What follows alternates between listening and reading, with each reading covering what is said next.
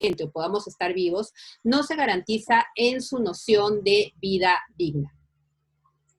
Adicionalmente a esto, y con esto quería también que lo tuviéramos de referencia, la importancia de la cooperación internacional. Tanto la Convención Americana como los demás pactos y declaraciones hablan siempre de la cooperación internacional, pero en este caso concreto de la pandemia, y también para el caso concreto de migrantes, la cooperación tiene que cobrar una importancia fundamental desde un enfoque de derechos humanos. Dicho esto como marco general, yo quería también referirme a las funciones de la Comisión Interamericana. Muchas personas identifican a la Comisión fundamentalmente por su rol en la recepción de denuncias o quejas individuales que luego eventualmente pueden ir a la Corte Interamericana o a un informe de fondo. Y efectivamente es una de las funciones que tiene la Comisión en relación al artículo 41 de la Convención Americana. Si se escucha el ruido fuera, ¿me avisa? ¿O se está escuchando bien? Perdón. ¿Se escucha bien? Sí, porque se filtra, porque con estos cambios no, me devuelvo. Decía que las funciones de la cooperación, de la Comisión Interamericana que están establecidas en el artículo 41 de la Convención, no se limitan solamente a recibir quejas o denuncias individuales que pueden ser luego en un informe de fondo ante la Corte, sino que la función general es fortalecer y promover la observancia de la defensa de los derechos humanos. En ese marco, en el artículo 41, la Comisión puede dar recomendaciones a los estados que sirvan de guía técnica para la promoción de estos derechos. Y yo quiero detenerme aquí porque ese es el marco por el cual la Comisión Interamericana se ha pronunciado, no solamente en estos casos individuales, sino con una serie de informes que son aplicables en general a los derechos humanos y de manera particular al caso de las personas migrantes. En primer lugar, ustedes deben conocer que el año pasado la Comisión Interamericana publicó un informe sobre políticas públicas y derechos humanos, que a mí me parece que cobra bastante relevancia en este contexto, porque todos nuestros estados de diferentes partes del mundo, no solamente la región, están tomando una serie de medidas que son más o menos ensayo y error. En algunas partes está funcionando, en otras partes no está funcionando. Entonces, la guía que dio la Comisión Interamericana en este informe el año pasado tenía principios básicos de cómo una política pública debía desarrollarse con un enfoque de derechos humanos, y creo que cobra relevancia, porque dentro de esas políticas públicas se incluye también las políticas que puedan afectar a la población migrante. En ese sentido, la Comisión enunciaba una serie de principios. El primero, siempre el principio de no discriminación, con una perspectiva interseccional y también intercultural. Y en ese principio de no discriminación y de igualdad, la Comisión decía que la aproximación del sistema interamericano no era solamente la discriminación individual, que a mí me discriminen, que a ti te discriminen, que a alguna persona nos discriminen, sino que hay causas históricas de la discriminación. Cuando uno reconoce las causas históricas y la discriminación estructural, da paso al siguiente principio, que es contemplar grupos en situación de vulnerabilidad, que corresponden a las relatorías temáticas de la Comisión. Yo soy relatora, como ustedes ya saben, de migrantes, pero también soy relatora de personas mayores, así como hay una relatoría de la mujer, de población LGTBI. Además de eso, la Comisión en este informe resaltaba la importancia de los mecanismos de monitoreo, de la participación social, y eso me parece fundamental, que las políticas públicas no podían venir desde el Estado hacia abajo solamente, sino que requerían la participación social, especialmente de los grupos directamente afectados. Y adicionalmente, la inclusión de una perspectiva de género, una perspectiva diferenciada, y la producción de datos de manera organizada y de manera transparente. En ese marco general de políticas públicas y enfoque de derechos humanos, la Comisión entiende también su trabajo en el caso de la Relatoría de Personas Migrantes. Esta relatoría en el 2012 cambia su mandato, porque antes estaba vinculado sobre todo al tema de los trabajadores migrantes o trabajadores migratorios. En el 2012 incluye otras formas, otras situaciones de personas en situación de movilidad humana, para la redundancia. ¿Y por qué es importante? Porque muchas veces dice los apátridas, los refugiados, los migrantes, y no todo el mundo tiene claras las distinciones. Lo primero entonces que yo quisiera decir es que si bien es la Relatoría de Personas Migrantes, su mandato abarca a todos estos grupos que están en una situación de movilidad humana. Eso es lo primero que quería decir.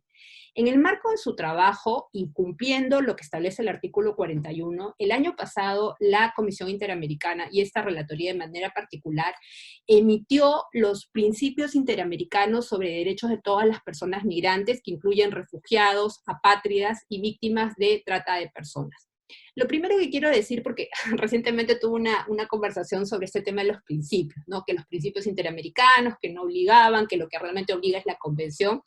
Ahí vamos por partes. La convención efectivamente establece el derecho de todas las personas de circular, derecho a la libertad de circulación, de poder entrar y salir de su país, y ese es el marco general.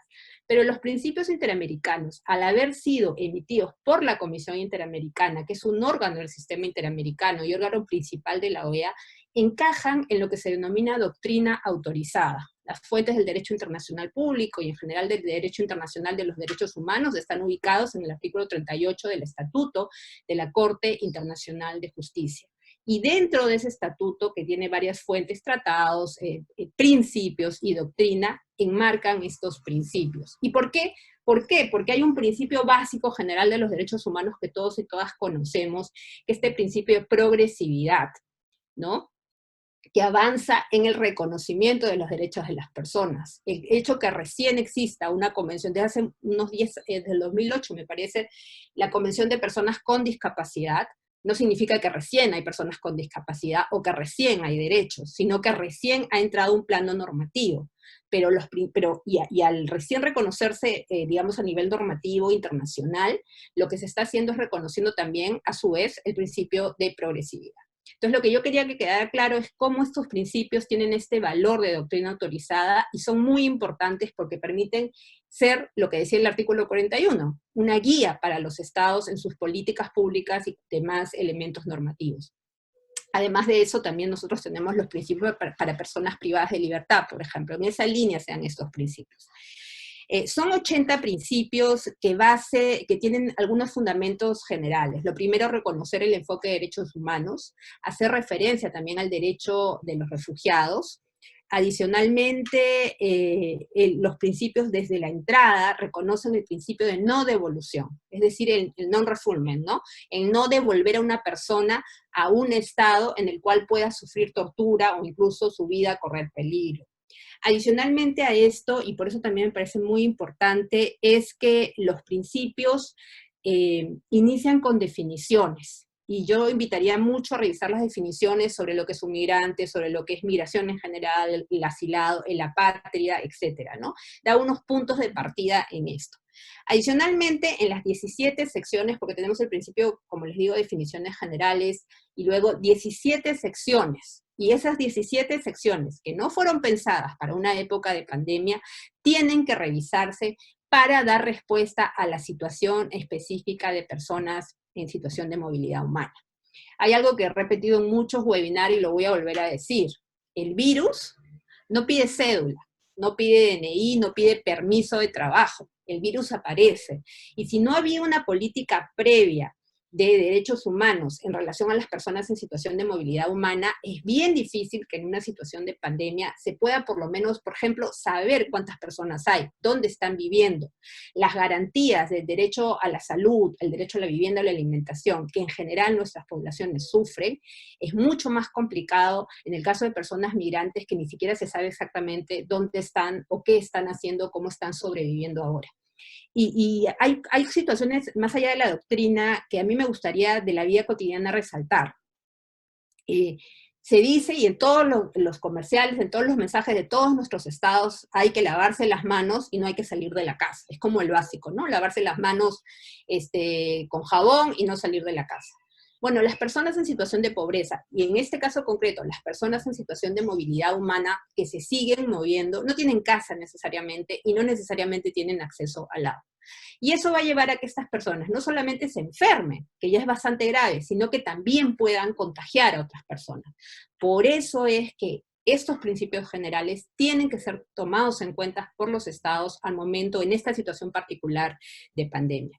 Entonces, en estas 17 secciones, que son bastante extensos, porque son 80 principios, no voy a entrar a todos, solamente algunas cosas generales, yo quería destacar la primera sección que se refiere a los principios fundamentales. En primer lugar, porque reconoce, como siempre hacen los tratados, el derecho a la vida, pero inmediatamente después el principio reconoce el derecho a la dignidad humana. Y creo que es importante recordar el tema de la dignidad humana, porque como les decía, no basta con estar vivos, sino tener una vida digna. Y los principios nos dicen que la vida digna en las personas, y en este caso las personas migrantes, se vincula con los DESCA, con el acceso a la vivienda, al agua potable, el acceso a la educación, al trabajo y a todos los servicios sociales necesarios. Otro principio que a mí me parece importantísimo y que invito mucho a revisar es el principio pro persona. El principio pro persona, que surge desde la jurisprudencia, que antes se denominaba principio pro homine, tiene que ver con la interpretación más favorable a los derechos de las personas. Es decir, entre las dudas, entre dos interpretaciones, siempre se aplica lo más favorable. Este principio, que ya venía desde la jurisprudencia de la Corte Interamericana, está plasmado como el principio 3 de este documento interamericano. Y yo invito a leerlo y a tenerlo de referencia, porque cuando haya una duda, ya no solamente tengo que ceñirme en lo que dice la jurisprudencia o la doctrina, sino que el principio me habla claramente y me da una definición de principio pro persona. Adicionalmente, bueno, también en esta sección general se consagra el principio de no devolución, la necesidad de la personalidad jurídica, es decir, que las personas tengan acceso a sus documentos, algún tipo de documento para poder reconocerse, que no se le puede confiscar tampoco sus pasaportes o documentos personales. La primera sección, como les digo, también nuevamente insiste con el tema de la cooperación, sobre todo porque la situación de los migrantes, las personas migrantes, es muy variable, y muchas veces está esa situación fronteriza, ¿no? Personas que están en unas, que sobre todo salen de un país y entran al otro, y muchas veces están en la frontera. Entonces, la cooperación entre estados es fundamental, especialmente para estos casos. Adicionalmente, el tema de la perspectiva de género y la perspectiva intercultural, que es importante, está en esta primera sección. Quiero saber cuánto me queda, si todavía un poquito. En las siguientes secciones de los principios, que por eso habría que ir para cada caso de lo que correspondiera, hay referencias... 5 minutos me quedan. ¿Cómo? 5 minutos. 5 minutos, ya, que sean 6. Ok, está bien. Gracias. Hay referencias al principio de no discriminación, a situaciones particulares de niños y niñas, y esto es muy importante, niños y niñas adolescentes, porque en nuestros países hay migración de niñez no acompañada. La idea de que solamente migran las familias completas no es necesariamente lo que pasa en la realidad, hay niñez no acompañada.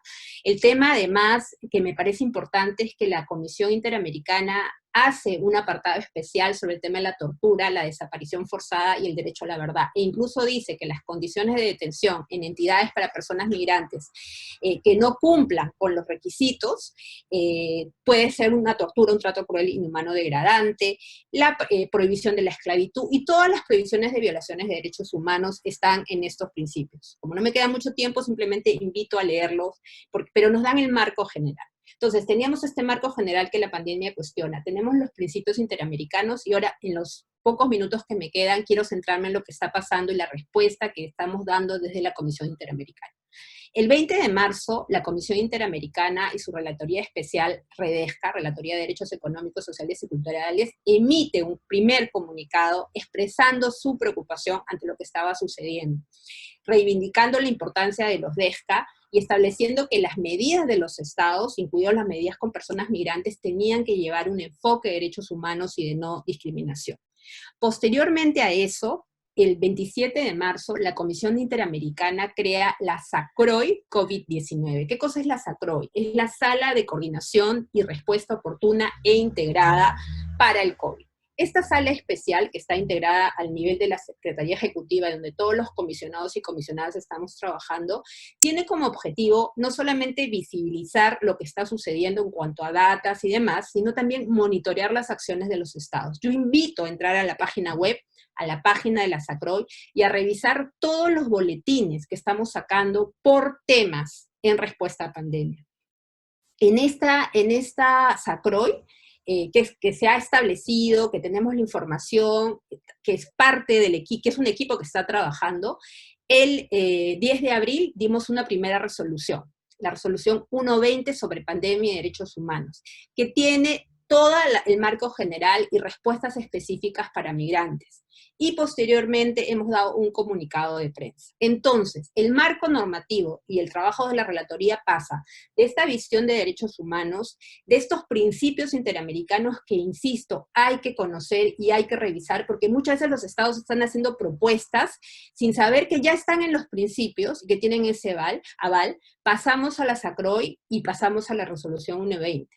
Esta resolución y su comunicado que salió hace poquito nos habla de protección específica de migrantes en casos de pandemia. Es decir, que todo lo general que ya habíamos hablado, hay que mirar el acceso inmediato, la prohibición de deportaciones masivas y más aún los regresos que las personas puedan querer volver tienen que ser acompañadas de protocolos sanitarios, la prohibición de la xenofobia y algo muy importante, hay dos situaciones que quiero mencionar y con esto termino. La pandemia ha generado otro grupo de personas en movilidad humana. En primer lugar, los nacionales que salieron de sus países por trabajo, por educación, es decir, no es que se iban a ir por siempre, pero que al momento de regresar se han cerrado las fronteras y se les impide volver.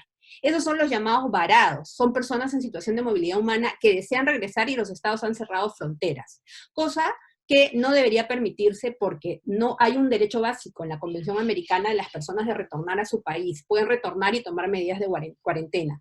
Y el otro tema son desplazados internos por la pandemia, gente que no era de la capital, pero que estaba viviendo o estudiando en la capital, con la pandemia y el aislamiento, decide volver a sus casas dentro del país y no tiene cómo volver o cómo vivir bajo el aislamiento social y la cuarentena. Entonces, yo invitaría a leer estos documentos, a mirar con esta nueva visión y además, y ese es nuestro trabajo, el que estamos haciendo permanentemente, estamos monitoreando las medidas. Lamentamos en nuestro comunicado de prensa la muerte de una persona en un centro de detención en México. Así como podemos saludar el regreso de personas de Chile a Bolivia, bolivianos, y que Bolivia le abrió las puertas, estamos monitoreando esta situación y expresando nuestra preocupación cuando los estados no responden adecuadamente, pero sobre todo, y por eso insisto, muchas veces se piensa que no hay herramientas, pero la Comisión Interamericana está dispuesta y brindando estas herramientas para el conocimiento de todos y todas. Muchas gracias. Bueno, muchísimas gracias a la comisionada Yulisa por su excelente exposición. Ahora vamos con Carla Castillo. Carla es especialista en migración forzada y nos va a hablar un poco de esto en el contexto de esta pandemia. Adelante, Carla. Muchas gracias y muchas gracias, comisionada Yulisa, por la excelente presentación que nos ha brindado. Yo preparé una pequeña presentación, así que voy a compartir mi pantalla. Creo que eso es posible, ¿sí? Sí, claro. Ok. Así que me permiten y marco.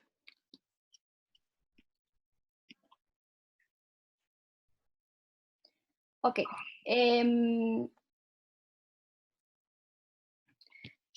¿La están viendo por ahí? Sí. Sí. Okay. Bueno, muchas gracias por esta invitación. Un poquito de contexto, yo actualmente vivo en Estados Unidos y por medio de el trabajo que he realizado durante estos años he tenido la oportunidad de poder identificar qué está pasando, cómo se están violando en la práctica o respetando los derechos humanos de las personas en tránsito, las personas incluso cuando ya llegan a su destino, las personas que están en centros de detención, o las personas que están siendo deportadas en estos momentos. Entonces quería aprovechar esta presentación para poder dar luces un poco sobre cómo está esta pandemia en la práctica limitando los derechos humanos de estas personas. Primero, como todos ya sabemos, esta pandemia ha obligado a que los estados tomen diferentes medidas para poder contener el virus. Es un virus que nos ha demostrado cuán conectados estamos. Bueno, creo que principalmente quienes estamos en la práctica sabemos que la interconectividad entre fronteras, aún así por más cierres de frontera que se promuevan, las personas siguen moviéndose, pero este virus nos viene a recordar nuevamente qué tan frágiles somos, lo que ha dado como resultado que los países pues impongan todas estas limitaciones, principalmente en las en la movilidad entre fronteras. Estas medidas nos impactan a todos de diferentes maneras, pero ¿de qué manera esto impacta a los migrantes, a los refugiados y a los desplazados internos? Pues sabemos que estas personas son poblaciones muchísimo más vulnerables, usualmente son personas expuestas a pobreza, personas que vienen huyendo de la violencia, personas que vienen buscando, que han salido de sus países de origen para poder buscar una protección o poder buscar recursos básicos en otros países. Entonces, de por sí, ya no cuentan con redes de apoyo cuando esas personas están en tránsito o cuando han llegado a sus lugares de destino, lo cual complica todavía más. Y esta situación se puede empeorar cuando todas las políticas que los países están implementando no van alineados hacia estos grupos vulnerables, que es lo que estamos viendo en estos momentos.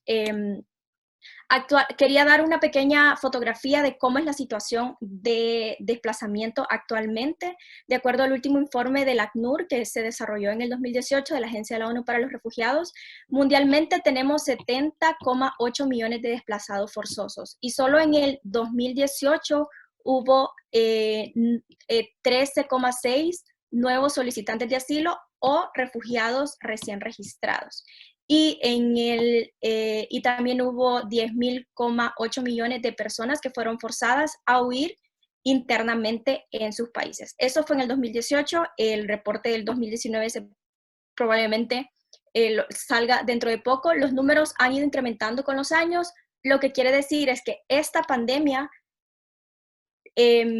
viene a impactar a esta cantidad de personas, a estos 70 millones de desplazados y a estos nuevos casi 30 millones de personas. Estas personas que están en tránsito, estas personas que están en centros de detención, que están en campamentos de migrantes. Entonces, hay que tener una mirada en eso. ¿Cómo está? Esa es una gráfica de los principales flujos de nuevos refugiados y solicitantes de asilo. Acá quería resaltar en el caso de Latinoamérica, podemos ver que hay hay 5 países de Latinoamérica. El principal es Venezuela, con nuevos refugiados y solicitantes de asilo que han salido principalmente a Perú y también algunos que buscan protección en Estados Unidos. También está El Salvador, mi país, yo soy originaria de El Salvador, Guatemala, Honduras y México.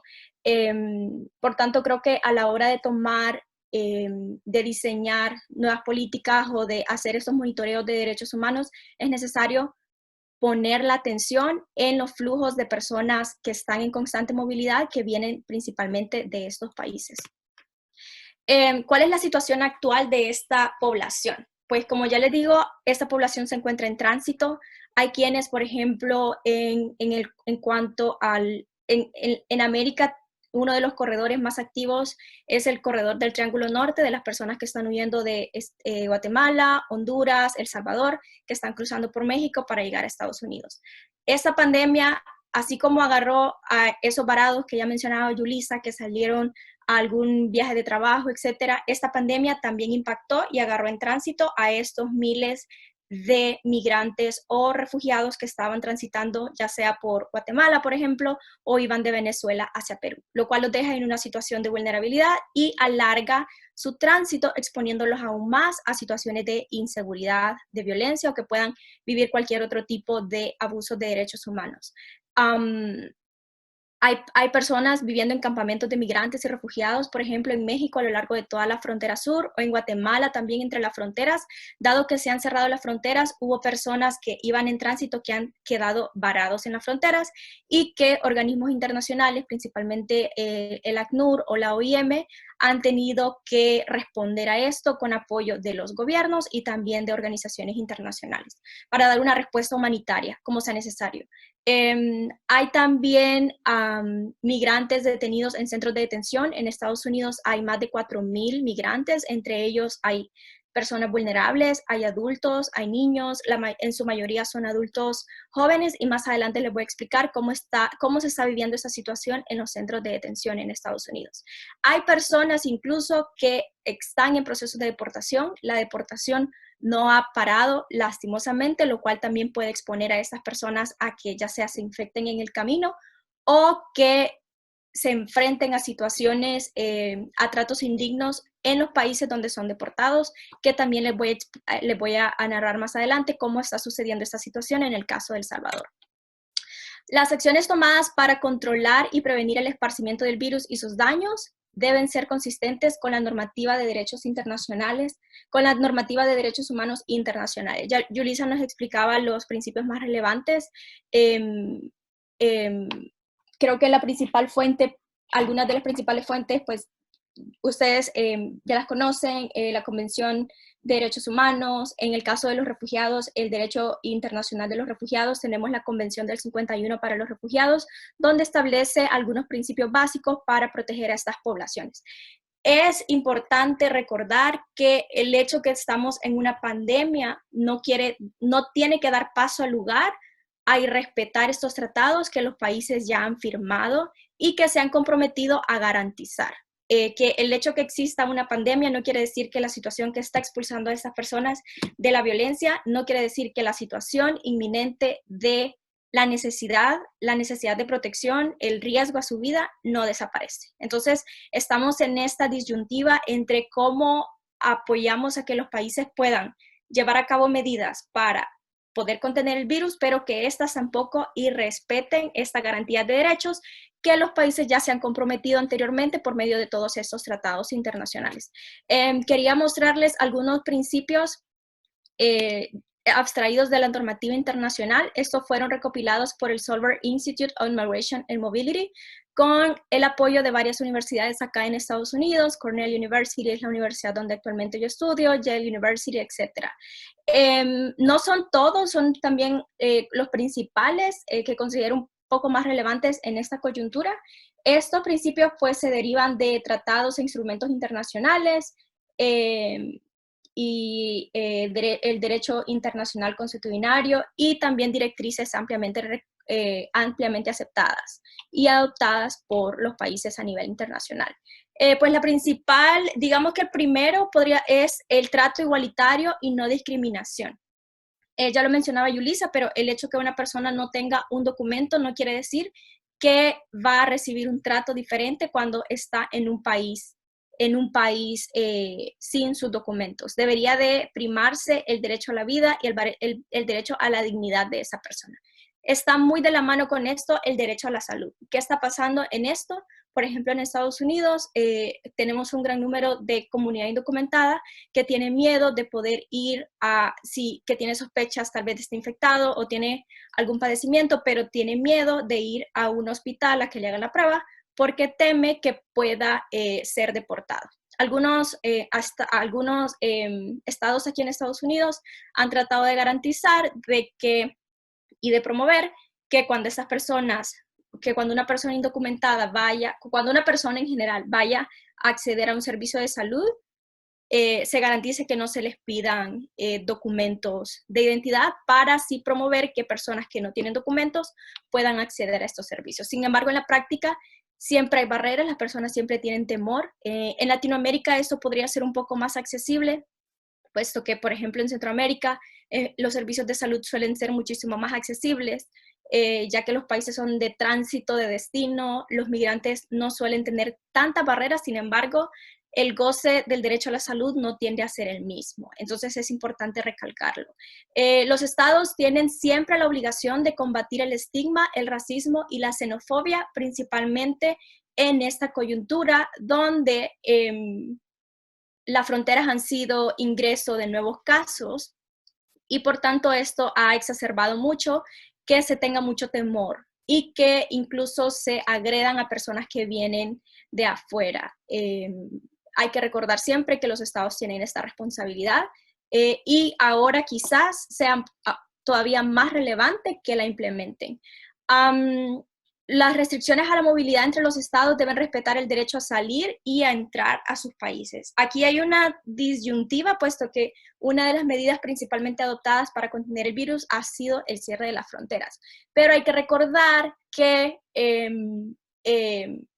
si una persona tiene siempre derecho a poder salir de su país, principalmente aquella que estaría huyendo de la violencia. Hay que recordar el derecho a migrar y el derecho a solicitar asilo, que está garantizado en la Convención del 51 y que por el hecho que hay una pandemia, no es que estos tratados quedan sin lugar.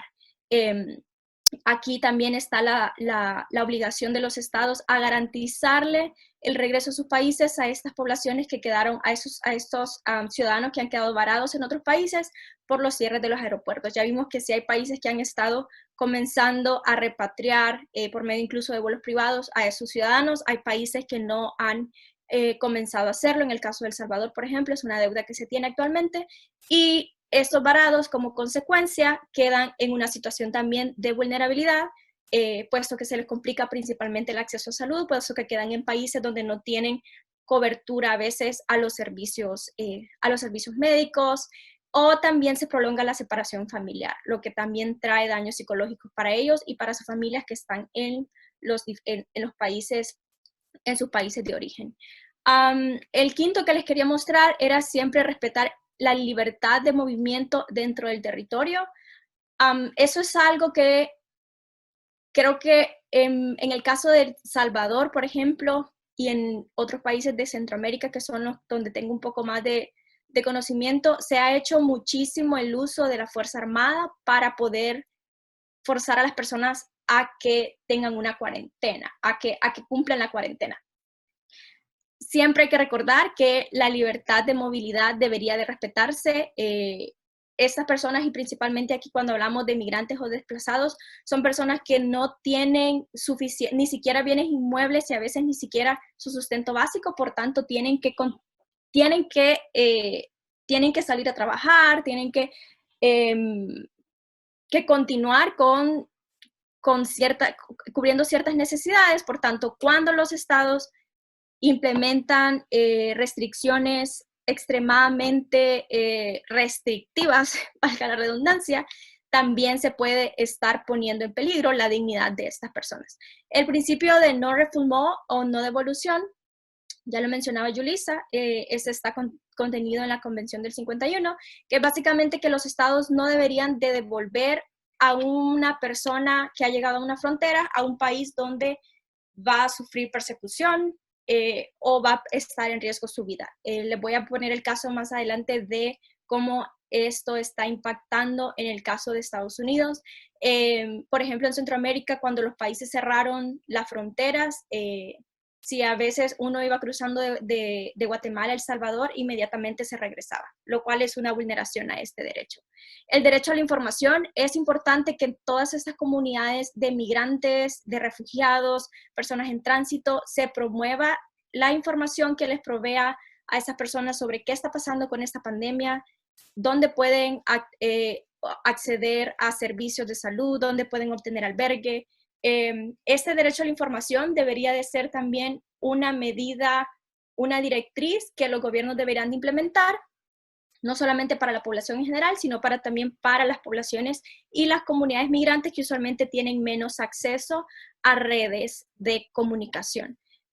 Respetar también los derechos de los migrantes laborales, y en este caso, cuando las cuarentenas están obligando a que personas no puedan continuar con sus jornadas laborales, idealmente también estos migrantes laborales deberían de ser incluidos en los paquetes de apoyo económico que están desarrollando los diferentes países. Entonces, vimos estos principios. ¿Qué está pasando en la práctica? Pues sabemos que en la práctica se están llevando medidas altamente restrictivas a la movilidad. Esto pues está afectando a la población y está afectando más a estas poblaciones específicas, migrantes, refugiados, desplazados, que ya de por sí estaban en una situación de vulnerabilidad y hoy quedan en un limbo.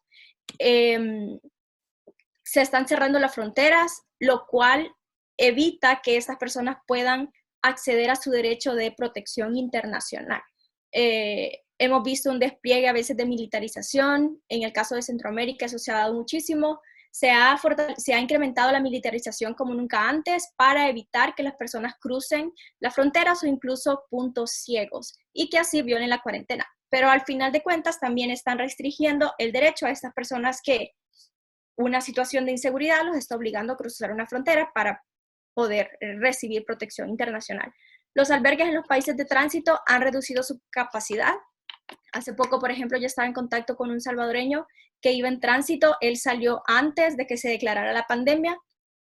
Él iba en tránsito por México y tenía sospechas de tener coronavirus. Había ido a una unidad de salud, pero cuando identificaron que era un migrante, no le dieron prioridad. De hecho, ni siquiera lo atendieron. Luego fue a un médico privado. El médico privado casi que lo estafó. Y esta persona se había quedado ya sin dinero, no tenía cómo pagar un albergue, pero la situación actual es que para poder evitar que el virus se propague en los albergues, usualmente que son implementados por sociedad civil o hasta por iglesias, los administradores han cerrado los albergues, lo cual deja a estas personas sin casa en medio de una pandemia, y entonces estas nuevas hashtags que para nosotros pueden aplicar de quédate en casa, ni siquiera aplican para estas poblaciones vulnerables. La dificultad de acceder a asistencia humanitaria. También los organismos internacionales están cuidando a sí mismos, han tenido movilidad desde casa, por ejemplo, están tratando de cuidarse a sí mismos, pero de cuidar también a las poblaciones con las que trabajan. Entonces esto viene a poner una restricción a la asistencia humanitaria, lo cual puede también poner en una situación muy complicada a esas personas que sobreviven en base a esta asistencia. La xenofobia ha incrementado en Estados Unidos, es un caso muy claro. Se están tratando de implementar nuevas políticas para restringir la migración, medidas que se justifican en base a políticas de salud, pero realmente tienen de fondo a veces más intenciones xenofóbicas que han tratado de implementar desde hace mucho y que ahora con una pandemia se toma el escenario actual para implementar estas medidas que van a limitar la movilidad.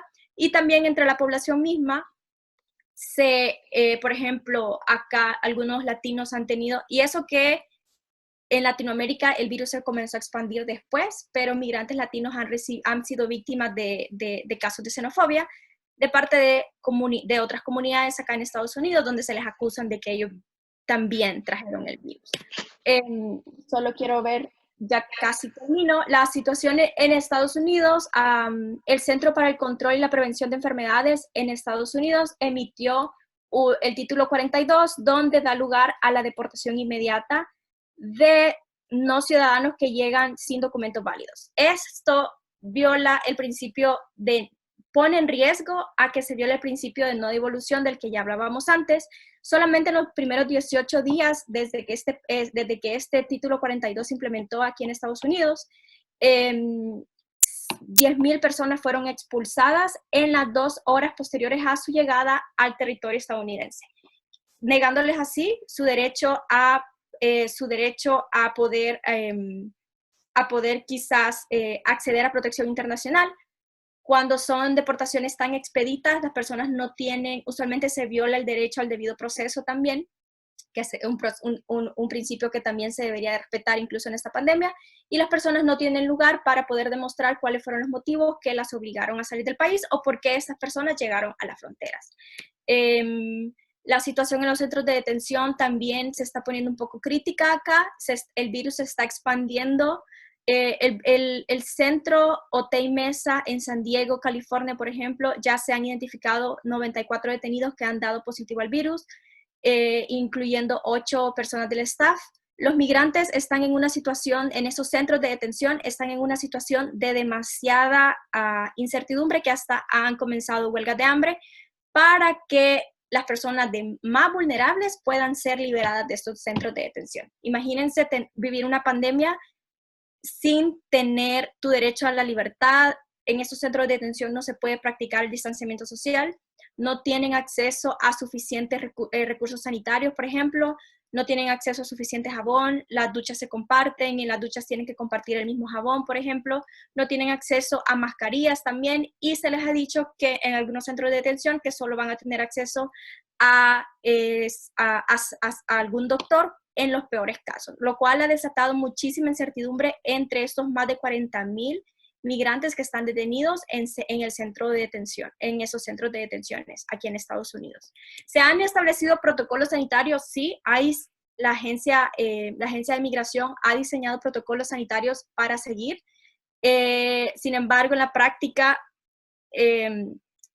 no se están siguiendo a cabo, o ya sea en la práctica es muchísimo más complicado ponerlos en práctica. Las deportaciones continúan. Solo en el caso de El Salvador, por ejemplo, 1.500 personas fueron deportadas desde Estados Unidos y México, a pesar de que el país está en cuarentena. Los países, por ejemplo, Guatemala e incluso El Salvador, trataron de evitar que estas deportaciones continuaran, pero Estados Unidos presionó para seguir enviando personas. Se identificó que varios de estos migrantes, por ejemplo, en Guatemala, suspendió recibir más deportaciones cuando identificó que 50 de estos migrantes eran deportados, daban positivo al coronavirus. Y eran migrantes que iban en un solo avión, sin las respectivas medidas de distanciamiento social, migrantes que llegaban a interactuar con funcionarios públicos, etcétera, y que no habían tenido acceso al debido tratamiento en Estados Unidos, ni siquiera se les habían hecho las pruebas, y así eran deportados a sus diferentes países, lo cual está poniendo realmente un gran reto a esos países que están recibiendo a esos deportados. ¿Qué está pasando cuando son deportados? Pues lastimosamente, luego de que han pasado semanas o meses en centros de detención en Estados Unidos, están siendo deportados a cuarentenas. En el caso de El Salvador, tienen que pasar por una cuarentena de 30 días y una frase que dijo la chica que nos introdujo al inicio: usualmente se ven a los migrantes lastimosamente como personas de segunda categoría, que no debería de ser así. Acá los migrantes, cuando están siendo deportados a El Salvador, están siendo puestos en albergues que no cumplen con condiciones. Hace poco salió un video de un albergue que se había inundado en la lluvia, ni siquiera sin un techo. Entonces, hay que comenzar a velar porque todas estas situaciones se cumplan y promover el goce de los derechos. Pues básicamente lo que podemos hacer, y yo creo que ya me pasé el tiempo, así que me quedo acá, es pues hacer un monitoreo de derechos humanos, activar las instancias nacionales e internacionales. La CIDH es una de ellas, de las que más está haciendo un monitoreo de esto, e incluir incluso a los migrantes y refugiados en la búsqueda de soluciones. En algunos países de Latinoamérica, por ejemplo en Perú, se están permitiendo que algunos de los migrantes y refugiados de Venezuela que ejercían como médicos puedan incluso aportar en esta pandemia. Así que eso es mi presentación y agradezco por el tiempo. Muchísimas gracias, Carla, por tu presentación y por esas recomendaciones tan necesarias para reforzar los derechos humanos. Ahora vamos con la magistrada Danisa Cruz, quien es representante de la Procuraduría General de la República en lo que es la Comisión Nacional de Refugiados de nuestro país. Adelante, Danisa.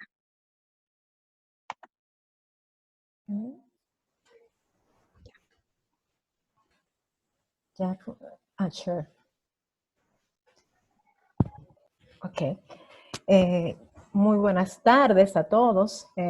Para mí es un honor poder compartir con ustedes en este momento sobre qué está haciendo la Comisión Nacional para los Refugiados en estos momentos de pandemia de COVID-19 y qué medidas estamos tomando.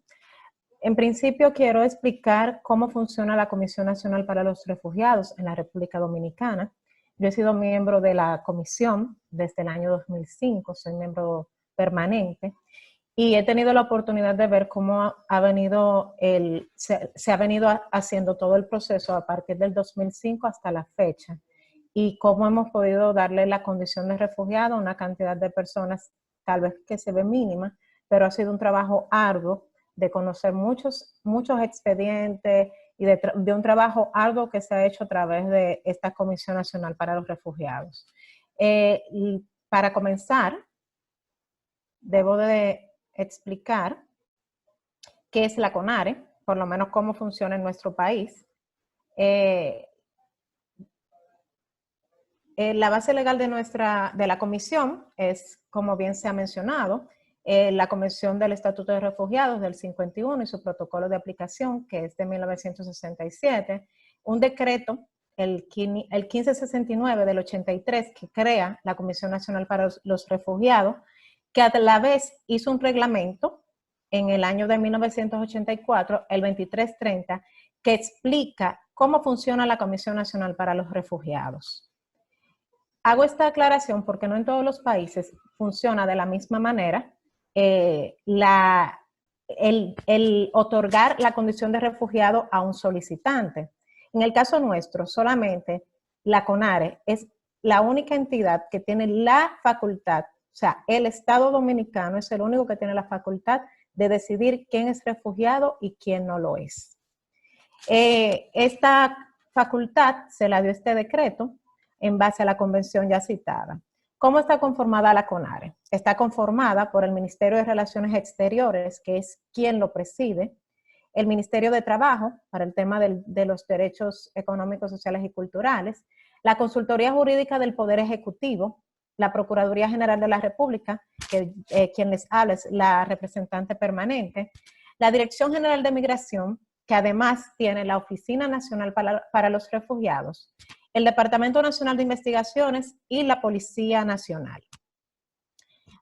Este pleno se reúne regularmente a raíz de un trabajo que hace una subcomisión técnica que está compuesta por el Ministerio de Relaciones Exteriores, la Dirección General de Migración y el Departamento Nacional de Investigaciones, quienes son los que en principio evalúan las solicitudes que le tramita el encargado de la Oficina Nacional para los Refugiados, que como dije, tiene sede en la Dirección General de Migración. Esta oficina cuenta con una persona, representante, que ha sido capacitada con sobre este tema a través del ACNUR, se ha preparado en diferentes materias, sobre todo debe ser un especialista en temas migratorios. Y cuenta con un personal que colabora para poder hacer un trabajo que es bastante arduo y que realmente es un trabajo loable y tener que cumplir con todos los requisitos que se requieren. Bueno, para quienes nosotros consideramos como refugiados en la República Dominicana. Se consideran refugiados en base a lo que establece el artículo 6 del decreto, a toda persona que ha salido huyendo o que ha tenido por fundados temores de persecución, ya sea por motivos de raza, religión, nacionalidad, opiniones políticas o pertenencia a determinado grupo social.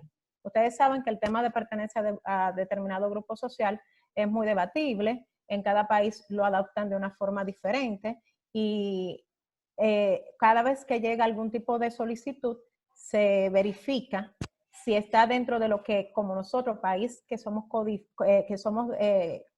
positivistas, puede entrar dentro de determinado grupo social, la persona. ¿Cómo se tramita una condición de refugiado? El artículo 6 de ese citado decreto establece que cómo se debe de presentar. Tiene que ser en un puerto, en una frontera, en un aeropuerto o en cualquier, o sea, debe de tocar el país, debe de tener, no es la diferencia, por ejemplo, con los asilados. La figura de asilo nosotros no la tenemos, solamente tenemos la figura de refugiado. Debe tocar el puerto y si está en una condición de ilegalidad, debe de hacer su solicitud en un plazo no mayor a los 15 días de haber entrado al país.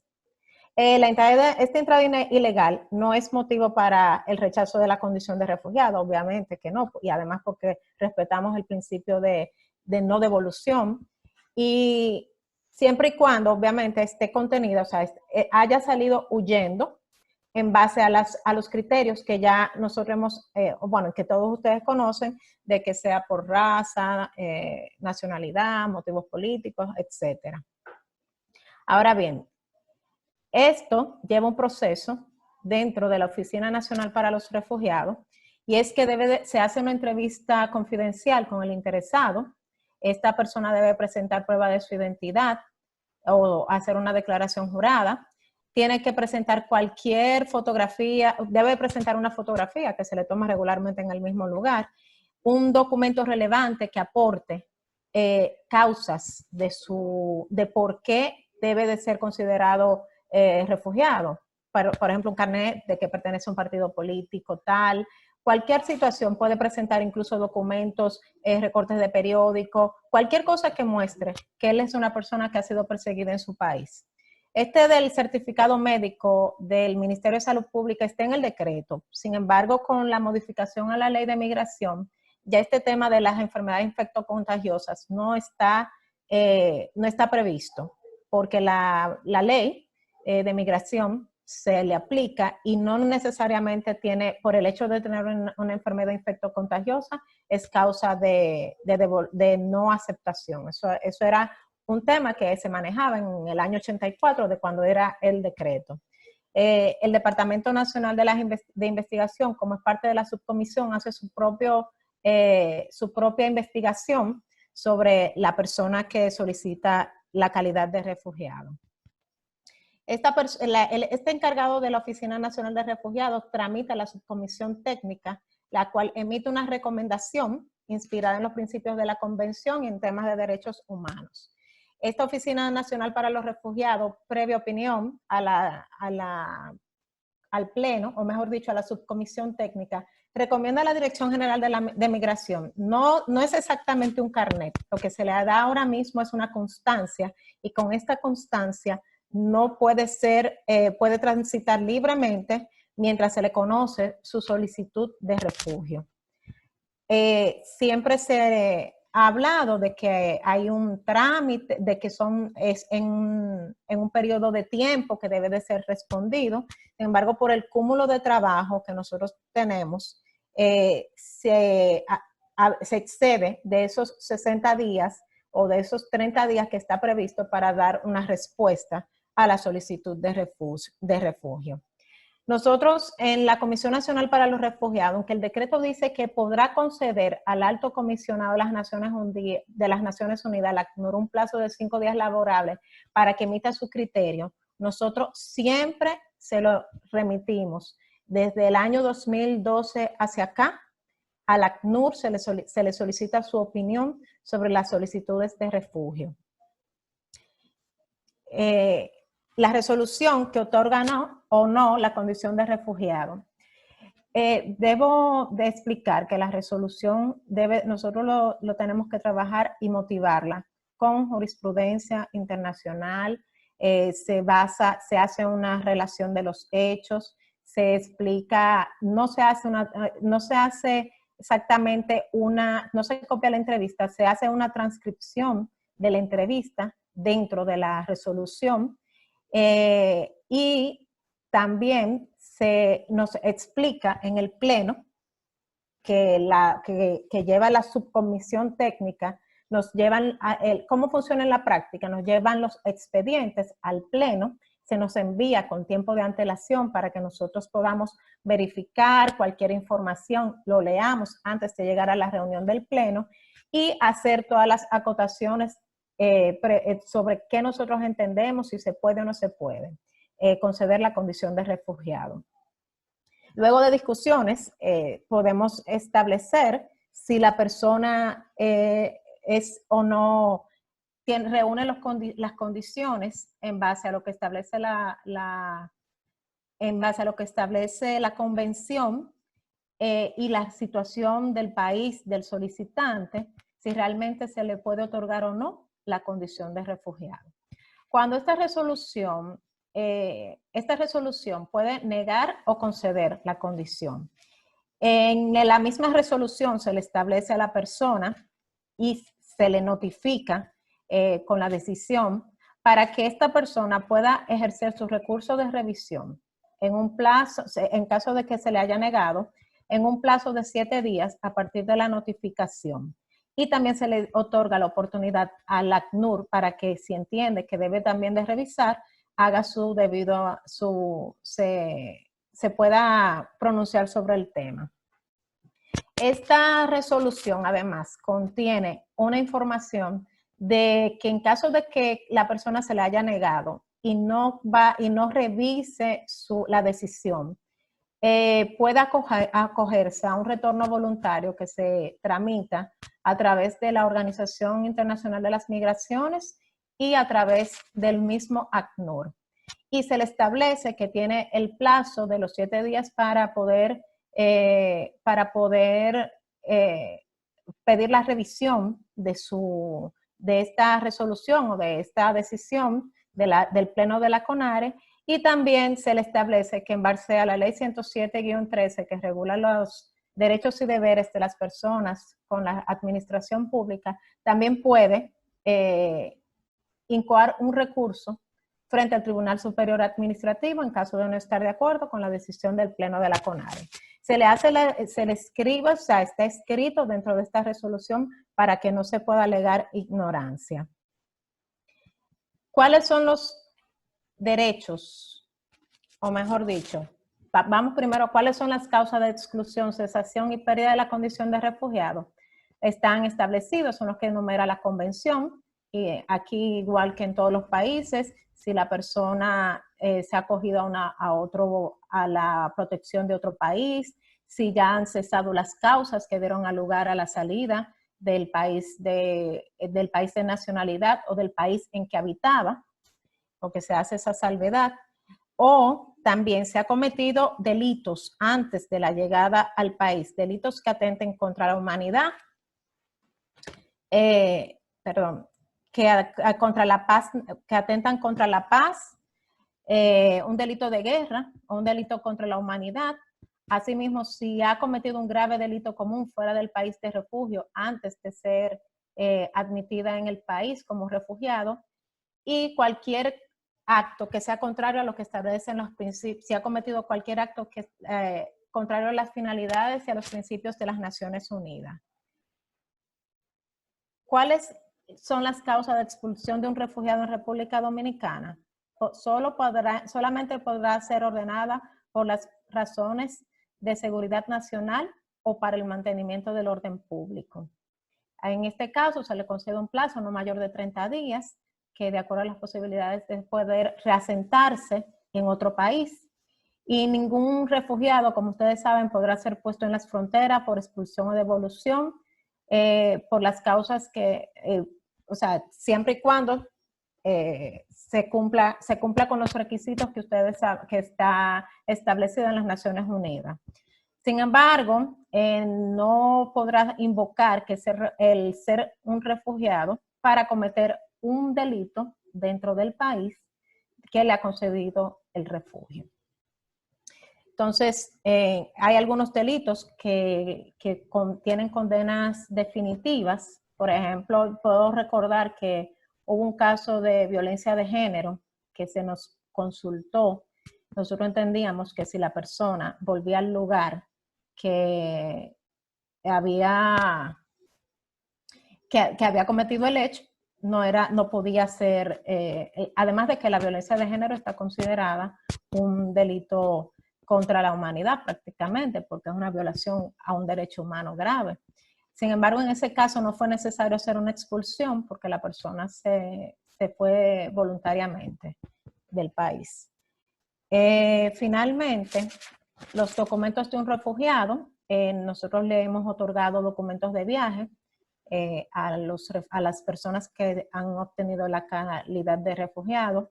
Se le ha dado la residencia temporal, la RT6, y se le ha trabajado a estas personas, claro, y a sus dependientes. Y se le ha trabajado con el Ministerio de Trabajo para que se le consiga el debido medio de sustento a los refugiados que se le han otorgado la condición. Finalmente, con relación al trabajo, ustedes saben que la convención establece, o mejor dicho, el reglamento, que esta comisión puede tomar medidas excepcionales en tiempos de guerra o en tiempos como lo que estamos viviendo en el momento. Por eso quiero irme directamente a lo que es el COVID-19, a la situación del estado de excepción que nosotros estamos viviendo. En la situación actual, que estamos en un estado de emergencia, no hemos recibido solicitudes de refugio actualmente. Entiendo que por lo mismo que establece este decreto, ya que se establece que que debe de ser dentro de los 15 días que llegaron al país, que se llegó al país. Entonces, como las fronteras están cerradas, tanto en los países regularmente, bueno, República Dominicana cerró a principios de marzo sus fronteras, tanto de manera aérea como de manera terrestre, y los demás países que regularmente nosotros recibimos refugio, refugiados o solicitantes de refugio, también han cerrado sus fronteras.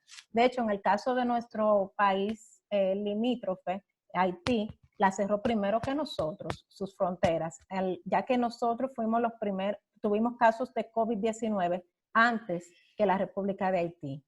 En principio se fueron voluntariamente muchos nacionales quisieron regresar a su país de origen, y hasta el momento la comisión no se ha reunido para conocer nuevas solicitudes, ni se nos ha notificado que hay nuevas solicitudes.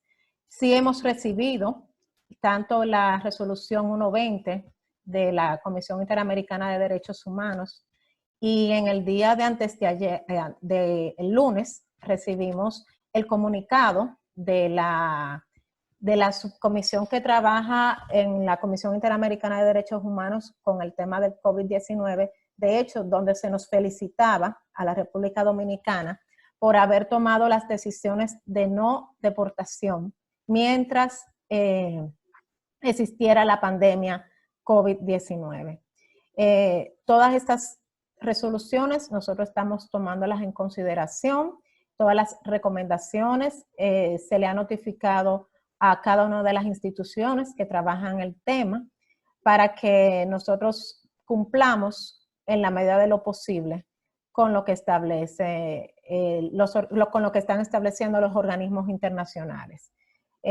Básicamente, ustedes saben que la cantidad de refugiados que nosotros tenemos es muy poco.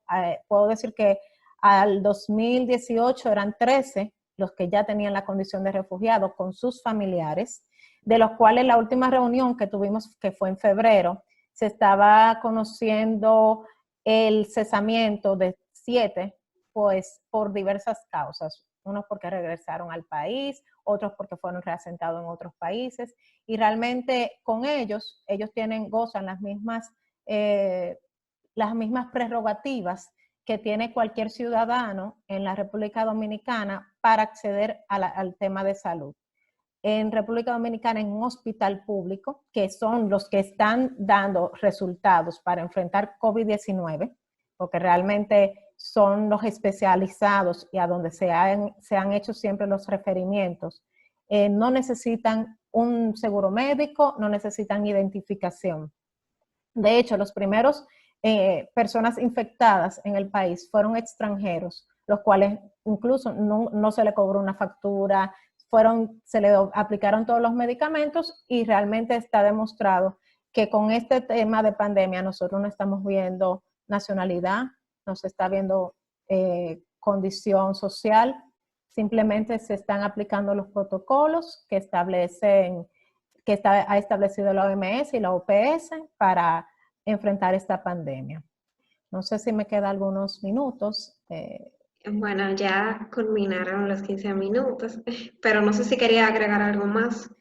No, solamente agradecer todas las exposiciones anteriores, y que realmente seguiremos trabajando en conjunto y en contacto para poder buscar la mejor solución al tema de los refugiados y migrantes en el país, aplicando esas resoluciones. Gracias. Perfecto. Muchísimas gracias, magistrada Anita.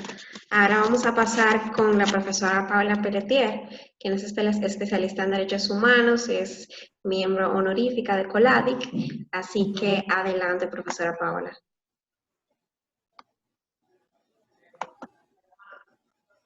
Hola, buenas tardes. Muchas gracias por la invitación. Yo quiero decir que COLADIC fue la organización a la cual me uní cuando yo apenas era estudiante de Derecho. Y quiero decir que robarme esos minutos porque se lo merece.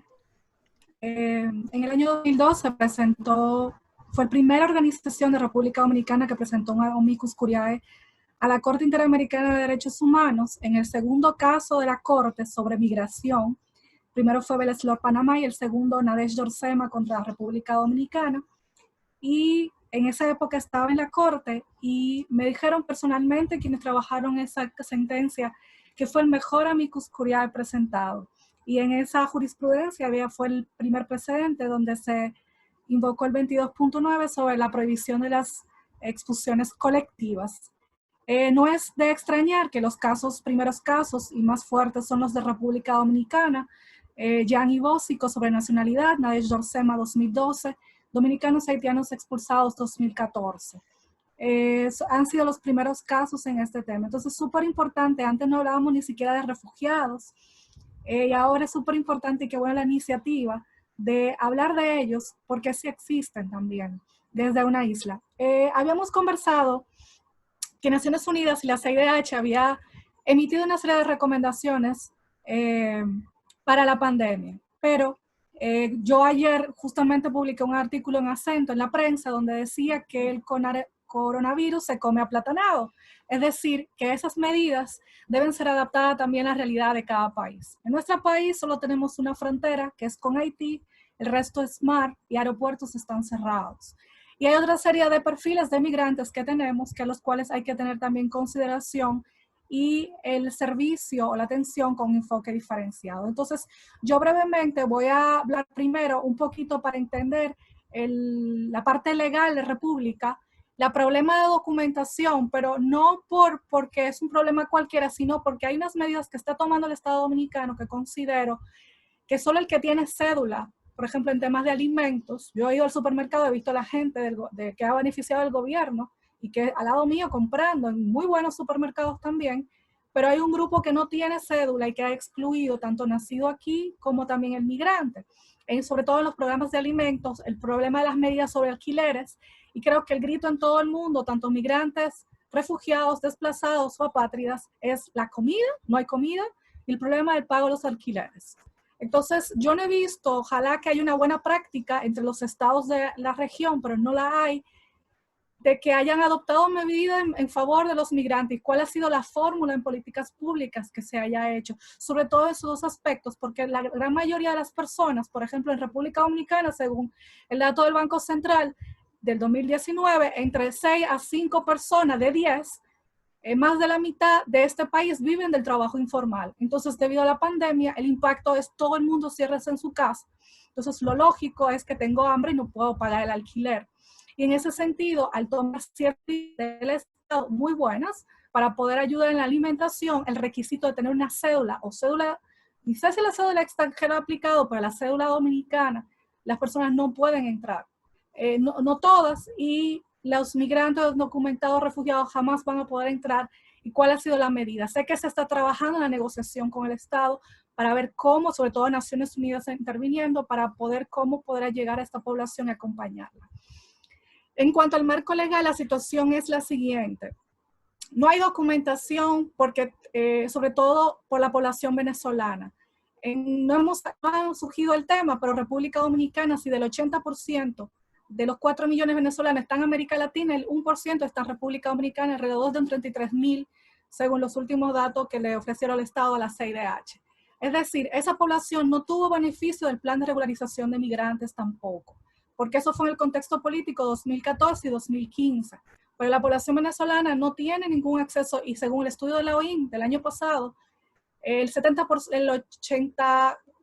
casi del 90% no tiene un estatus migratorio regular. Esa población también está en alto riesgo. Y sobre el tema de los migrantes haitianos, que fue la mayoría que aplicó el plan de regularización de migrantes entre 2014 y 2015, solo el 3% tiene residencia. Eso equivale a una cédula y a una residencia. Pero el 97% lo que tuvo es un carnet, una visa, pero eso no te da trabajo, no te da acceso a otro tipo de planes.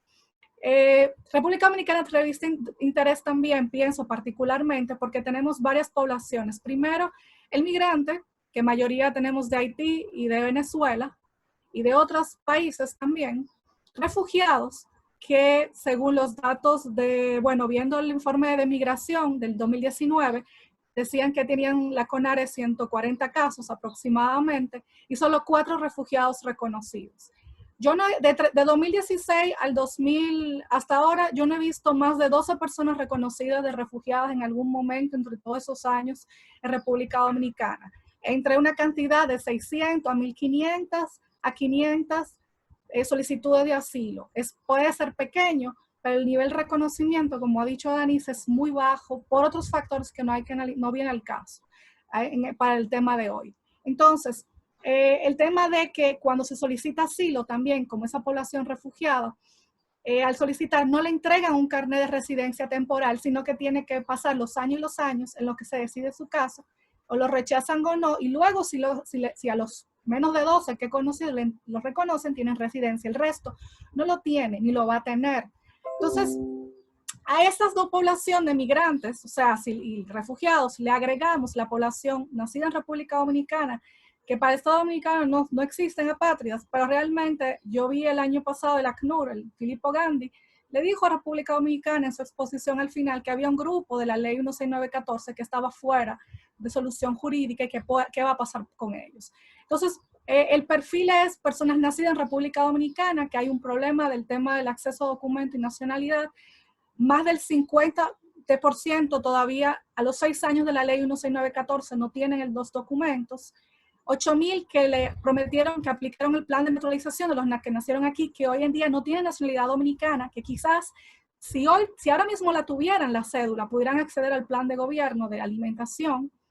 Y la población migrante, que se incluye la refugiada, que es otra. Entonces también revise atención República Dominicana, porque nosotros no somos parte tampoco de la Declaración de Cartagena. Con Cuba, con Venezuela, Panamá, pero ha participado en el Plan Brasil. Costa Rica tampoco, pero hubo una jurisprudencia de la Suprema de Costa Rica que reconoció la Declaración de Cartagena, porque es la que extiende el concepto de refugiado, acogiendo el concepto de la situación de migración masiva y generalizada de derechos humanos, donde cabe la interpretación de Venezuela en base también a la interpretación que le dio ACNUR en su nota del año 2019. Entonces, República Dominicana solamente, según con 33,000 venezolanos en República, solamente ha reconocido uno como refugiado a pasado. O sea, es una situación de documentación, pero el problema está y subyace directamente donde ha habido un contexto de discriminación a la población haitiana, históricamente, con un discurso de, no lo digo yo, la Corte, hay muchos reportes, por una situación histórica. En el acceso al COVID también pueden tener, como decía uno de los colegas, el problema con el miedo a acercarse a las autoridades, de denunciar. Por ejemplo, eso lo puedo decir desde varias perspectivas. El Ministerio de la Mujer sacó unos datos de llamadas a la denuncia de violencia de género y en las últimas cuarentenas el 20% no sabe de dónde vienen las llamadas, no porque no supiera, sino porque no dijeron las mujeres. Pueden ser mujeres víctimas de violencia, pueden ser migrantes y quizás no quieran decir de dónde son. Otra preocupación que tenemos con el COVID es el registro civil. Si ustedes saben, después del 2010, la Constitución Dominicana restringió el jus solis. A pesar que en la práctica también lo hizo hacia atrás, desnacionalizó, pero ahora ahí están emitiendo un libro de extranjeros, un acta de nacimiento de extranjeros, los papá y mamá que son migrantes en condición irregular o refugiados que no tienen residencia. Ese libro de extranjeros no dice nacionalidad y el registro civil en República Dominicana no está funcionando durante la pandemia. Está cerrado. Es decir, que hay que tomar medidas para que, yo digo que la Junta Central Electoral pueda emitir una resolución donde extienda el plazo legal para inscribir los registros y tener un control de los nacimientos de los bebés durante esta época, porque también cuesta tiempo y dinero a la gente que tengan que volver a la oficialía a declarar un niño y de obtener el documento de registro civil, aunque ya en el hospital le entregan el documento rosado, que es el papel de cama, para su registro. Eso es una preocupación.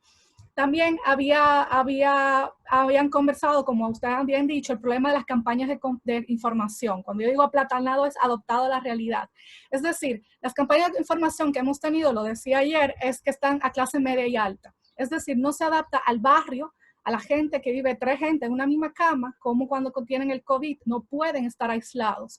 Tiene que construirse en el centro comunitario o un lugar donde ellos puedan estar aislados. Varias familias viven y se lavan la mano afuera en la calle o comparten la letrina o el baño y tienen el fogón de cocinar afuera.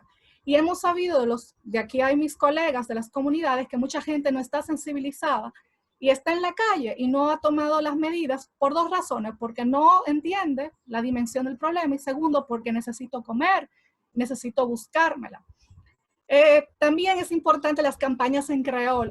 Digo aplatanado porque la realidad de República, el venezolano habla español, hay otra población muy pequeñita extranjera que habla inglés, pero la mayoría es haitiana y necesitas tener campaña de conformación en creol. En el idioma, yo sé que han trabajado desde la ACNUR, la OIM, han tratado de ayudar a salud pública para poder tener este tipo de información. Pero es importante las comunidades lejanas apoyándose en las radios comunitarias, porque están en lugares muy apartados también. Sobre los refugiados, la gran mayoría viven en zonas urbanas. Hoy en día no existen campos de refugiados en República Dominicana como refugiados propiamente. Entonces, otro problema es el acceso a medicamentos, porque ya hemos escuchado, hay personas que tienen lupus, una de mis mejores amigas lo tiene y es de los beneficiarios 16914. Entonces, ahora recientemente están viniendo las cajas para ese medicamento y ya anunció Salud Pública. Otro tema es el tema de las personas con VIH en la población haitiana, en la población refugiada. Hay un alto índice de problemas y temas con VIH para poder acceder a ese medicamento. Y el tema, como ustedes han dicho, o sea, hay un problema general para toda la población, pero cómo impacta desproporcionalmente a la persona indocumentada con el miedo de la deportación, aunque se ha anunciado que no va a haber, y el tema de poder acceder a la autoridad. Por ejemplo, el tema de los aeropuertos, no entrarán venezolanos o personas porque no hay vuelos, pero por ejemplo en la frontera dominica-haitiana también pueden haber personas con necesidad de protección internacional de asilo, y eso hay que tenerlo en cuenta porque eso no se negocia. Y cómo pueden canalizar las oficinas, porque solo hay una en la capital o en las de frontera, para poder muchas veces las personas no saben sí mismas que necesita asilo, sino es la autoridad que necesita determinar esto con los entrenamientos que hayan tenido. Y eso es importante tenerlo, no es que es un cierre completo, a las personas refugiadas solicitantes de asilo lo necesitan. En República Dominicana, como la situación en principio de apátrida es in situ, esta población no es una población que va a salir o que es refugiada y a su mismo tiempo es apátrida. Otro tema que quería resaltar, justamente el sistema de salud impacta a todo el mundo, pero en especial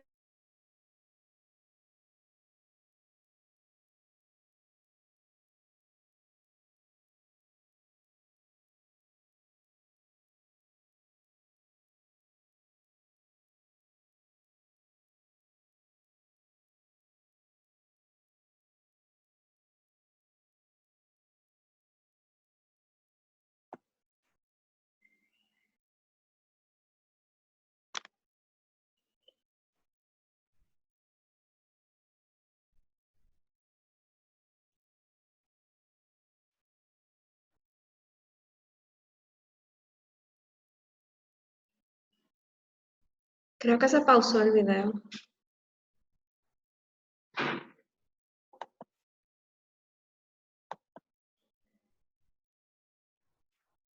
Parece que la profesora Paola tuvo problemas con su conexión. Vamos a esperar un minutito a ver si puede reintegrarse.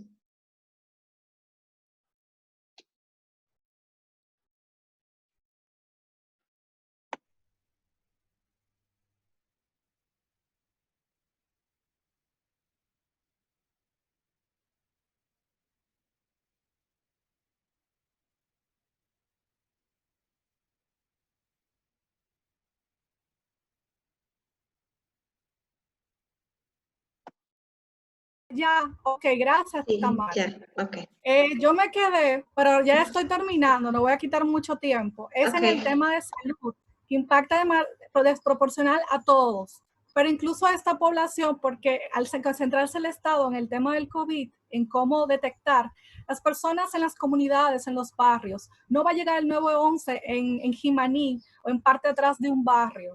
O sea, cómo la gente de la comunidad están informadas o los migrantes, dónde ir, a qué centro de salud deben acudir, mínimamente, porque no necesariamente el sistema de transporte o laboratorios existen en todas las comunidades. Hay una falencia ahí en el tema de la prevención y la identificación y la coordinación.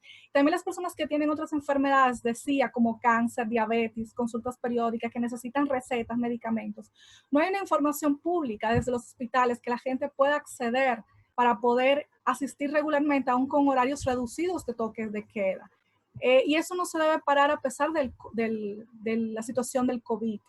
Y sí tenemos, en principio, acceso a justicia porque el amparo está abierto a pesar del estado de emergencia en que estamos, y por la vía administrativa se puede acceder. Otra situación que a mí se me olvidó mencionar en el contexto de refugiados es que en la República Dominicana no hay jurisprudencia ni en el Tribunal Constitucional ni en la Suprema Corte de Justicia, pero sí hay casos en el Tribunal Administrativo caminando que serían muy interesantes también desarrollar, o también alrededor del tema del COVID en la situación de protección, porque he sabido de casos que están en apelación o personas que eran reconocidas del estatus de refugiado por la CONARE, pero están en un proceso judicial, sin embargo no tienen la cédula ni la residencia, están canceladas y hoy en día quizás no pueden acceder esos pocos a los planes del gobierno porque están en un proceso judicial, pero no, al ser cancelado, no tiene que esperar que haya una...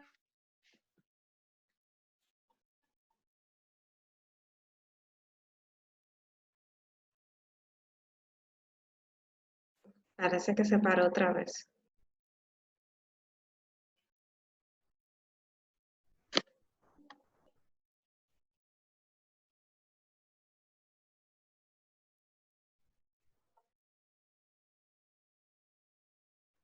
Vamos a ver.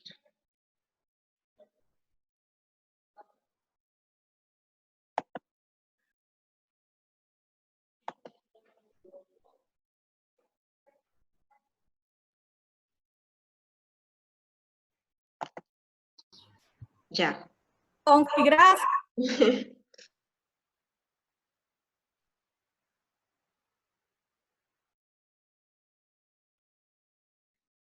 No se escucha.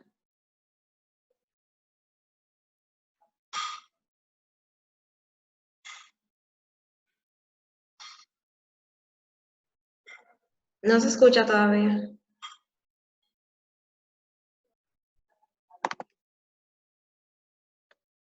Ya Ok. terminé. Yo no se entendió mucho, pero abriré todas las preguntas porque sé que ha sido muy largo y no quiero cansarlos. Gracias. Muchas gracias por la exposición. Estamos en vivo, ¿verdad? Vamos a proceder entonces con abrir la sesión de preguntas y respuestas. Tenemos aquí varias preguntas en el chat. Vamos a comenzar con una pregunta que tenemos para la comisionada Yulisa. Ok, entonces tenemos la pregunta de Natalie Santana. Ella pregunta, ¿procederían medidas cautelares a favor de personas migrantes por violaciones de derechos, incluyendo DESC, en este contexto? En la misma pregunta, ¿podría ordenarse a un Estado detener una deportación u ordenar que se libere a un migrante en detención, o tal vez ordenar que se provea atención médica necesaria para enfrentar el virus? De manera particular, ¿cree que se podría justificar la urgencia y la irreparabilidad de los derechos en juego en el contexto de pandemia? Sí, déjame quitarle. Ya. No, ok, ahora sí. Gracias. Le agradecía la pregunta y al respecto un par de temas. Las medidas cautelares forman parte de los mecanismos que utiliza la Comisión Interamericana para salvaguardar derechos, ¿no? Están reguladas tanto en la Convención y en el artículo 25, me parece, el artículo 25 del reglamento de la Comisión Interamericana. Una medida cautelar se presenta cuando hay algunos requisitos básicos, ¿no? Que haya una gravedad en el daño que se está generando, una irreparabilidad en la situación, y que sea una situación urgente. ¿de acuerdo? En ese sentido, la Comisión Interamericana ha dado medidas cautelares en temas de DESCA, es decir, de salud, también de identidad cultural, contra México, Colombia, etc. No puedo referirme en el caso concreto porque por mandato nosotros no podemos opinar adelantándonos a una posible situación que pueda llegar a la Comisión. Si yo me pronuncio, inmediatamente vicio mi opinión, digamos, para la decisión final. Lo que sí tengo que decirles es que las medidas cautelares se evalúan caso por caso, que hay que cumplir con estos requisitos. Yo invitaría entonces a las personas que estarían interesadas en presentar una medida cautelar que revisen en nuestra página web los antecedentes de medidas cautelares para que vean cómo la Comisión ha valorado estas características. Lo otro también que quiero decirles es que precisamente la SACROI, la sala especial que yo les decía, tiene un mandato especial de revisar medidas cautelares y demás para ver los casos urgentes y priorizarlos porque nosotros seguimos trabajando con todas las peticiones por todos los temas que no necesariamente se vinculan a la pandemia, pero la SACROI tiene este mandato específico de priorizar los casos que puedan ser de medidas cautelares o no vinculadas a la pandemia. Muchas gracias. Tenemos otra pregunta para usted de Anderson Dirosier. Este dice, en el caso de la obligación mínima de no rechazar la entrada al país de sus propios nacionales, ¿incluiría esta también la obligación positiva a cargo del Estado de garantizar logísticamente que las personas puedan llegar al país? Por ejemplo, en el caso de la República Dominicana, los esfuerzos de repatriación o vuelos humanitarios para los dominicanos varados han sido mínimos. En los pocos casos organizados por consulados, los ciudadanos han tenido que pagar su propio vuelo y los restantes han sido repatriados mediante vuelos privados no comerciales y no controlados por el Estado, por lo cual la medida ha sido muy limitada. Al mismo tiempo, además, la obligación para el Estado de origen, el Estado donde se encuentra la persona varada, ¿tendría algún tipo de obligación con esta logística de repatriación? Muy buena pregunta. En la resolución 120 que yo les mencionaba, la recomendación 60 habla específicamente de la cooperación entre estados, tanto el estado de origen como el estado del nacional. Entonces, estas obligaciones generales que están en los principios, en la resolución 120, se enfatizan para esta situación de pandemia. Es decir, tiene que haber una cooperación de los estados, tanto el estado del nacional como el estado donde la persona se encuentra. Y para el tema logístico también está incluido esto. Y sobre todo para el caso de pandemia, esa logística no solamente incluye, ojo, el tema de pasajes o los sitios donde van a llegar las personas, sino también los protocolos sanitarios. Más allá de que se faciliten los vuelos, estos vuelos tienen que contar con protocolos sanitarios y con las garantías de aislamiento social, de distancia, etcétera, para que las personas no se vayan a enfermar o contagiar en el proceso, digamos, de traslado. Entonces, el Estado puede cerrar fronteras, etcétera, pero en el caso concreto de sus nacionales, desde la propia convención, tiene que facilitar el regreso. Si en ese regreso el Estado, por ejemplo, unas personas llegan y dispone que estén 2 semanas en cuarentena, está bien, pero les permite el ingreso progresivamente y tiene que haber una cooperación con los demás estados. Perfecto, muchas gracias. Tenemos una pregunta para Carla Castillo. Carla, pregunta si en el contexto de la pandemia, la CIDH, la Corte de IDH y el Alto Comisionado de Naciones Unidas han recomendado reducir la población carcelaria, incluyendo los centros de detención de migrantes. Si los estados acogen estas medidas, ¿qué sucedería con los migrantes liberados que salen de la detención a una situación de calle? ¿Tendrían los estados una obligación positiva de garantizar acceso a vivienda a estos migrantes en situación de calle? Gracias por la pregunta. Pues realmente los estados sí tienen una obligación positiva, no quizás explícitamente de garantizar la vivienda, sino de garantizar una vida digna.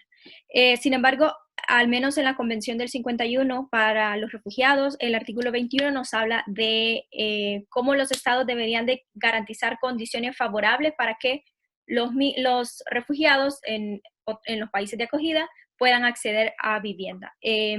Usualmente para los refugiados se hace un poquito más fácil porque los estados tienden, en coordinación con el ACNUR, tienden a tener una obligación más activa de proveerle vivienda. Esto no se da lastimosamente igual con otro tipo de migrantes, usualmente con migrantes laborales o con migrantes indocumentados que han cruzado fronteras por temas económicos. Lo que está pasando en la realidad es que lastimosamente sí estos migrantes, incluso solicitantes de asilo acá en Estados Unidos, a quienes se les da su miedo creíble y salen de detención, salen a una condición de calle. Lo que está haciendo es que la sociedad civil está respondiendo a esta necesidad y están tratando de buscar albergues, iglesias están respondiendo para poder albergar a estas personas.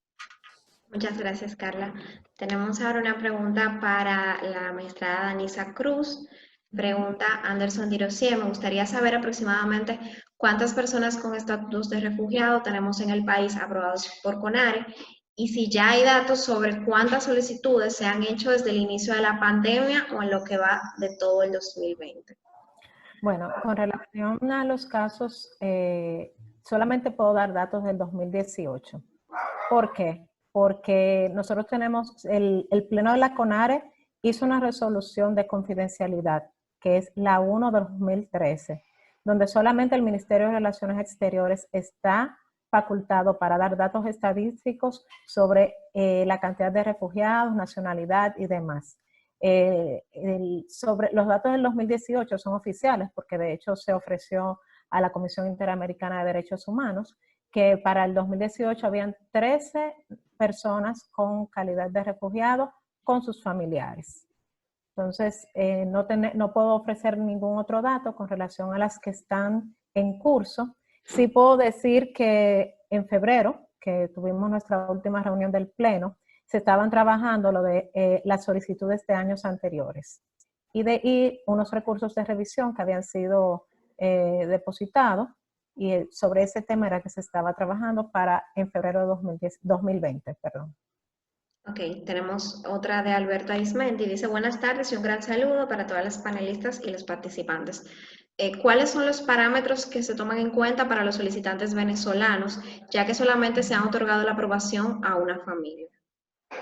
Son los mismos parámetros para todos los solicitantes de refugio, basándonos estrictamente en lo que establece la Convención del 51, que muchas veces se solicita el refugio luego de pasado los 3 meses con el que se podía entrar al país sin necesidad de visado, y por tanto muchos de ellos no entraron, no solicitaron el refugio antes de los 15 días estipulados, y otras veces el tema es que alegan temas de situaciones económicas, la situación que está viviendo el país, pero no una razón real de que puede ser perseguido al momento de regresar a su país.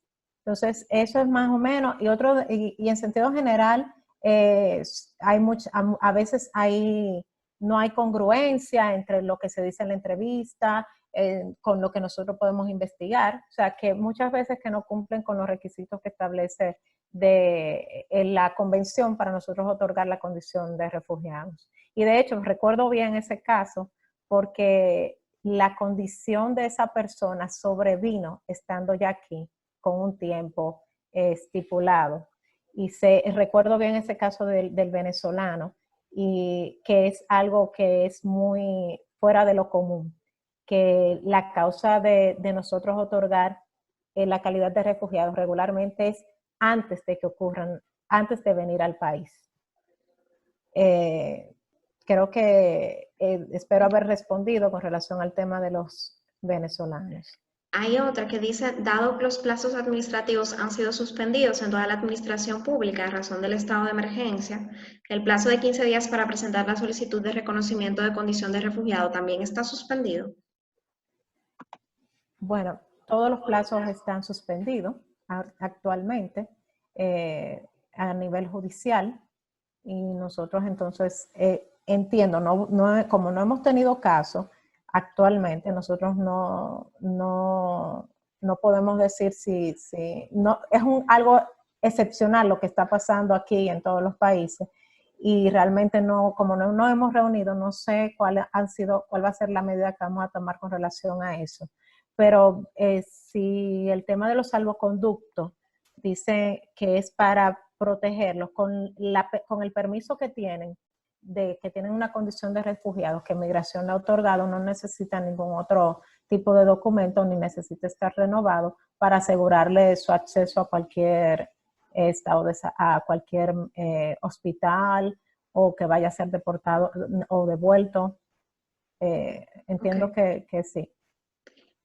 Hay una pregunta, vuelvo ahora con usted, con las que son dirigidas a usted. Hay una que dice que es para cualquiera de las panelistas, de Juliana Laguna. Dice, quisiera saber si alguna de las panelistas tiene conocimiento sobre las rutas de atención para personas migrantes que permitan el acceso a sistemas de prevención y atención sanitarias, dispuesto dentro de los planes de contingencia de la pandemia. Eso es para cualquiera que lo quiera responder. Por lo menos en República Dominicana, con respecto a los migrantes, no se ha adoptado una medida específica para poder, por ejemplo, el tema más urgente de alimentos y vivienda, el pago de la renta, que es lo más urgente. Y el tema de salud, se supone que no distinguen para la atención y hacerle las pruebas.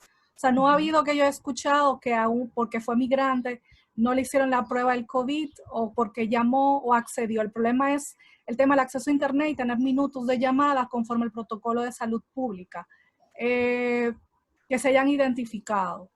En el tema, la dificultad también está en el acceso al idioma.